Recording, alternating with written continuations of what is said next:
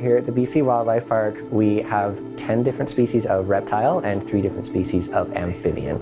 We actually have 4 of the 9 species of snake native to BC, 1 of the 2 species of lizard native to BC's only native freshwater turtle, and a couple of exotic species that used to be former pets.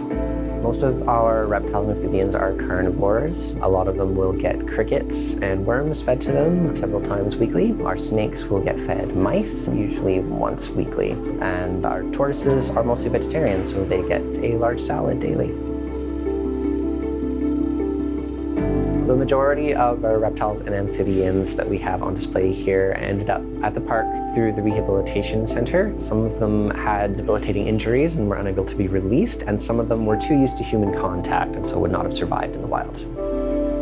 The most common reasons for reptiles and amphibians to be admitted to the rehab center are vehicle collisions. Reptiles in particular will sun themselves on pavements. A lot of them are seized as illegal pets.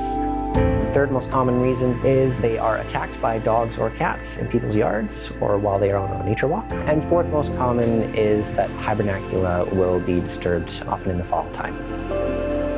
People can prevent reptiles and amphibians from ending up in our rehab center in a few ways. Keeping track of your dogs and cats, either in your own backyard or when out on a nature hike. You can lobby for proper wildlife corridors, wildlife tunnels in major highway areas.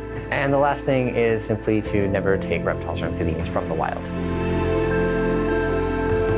If you do have a reptile or amphibian that you are unable to care for, you should never release it into the wild. Exotic pets rarely survive in the wild, and if they do, they can really negatively impact the native ecosystem.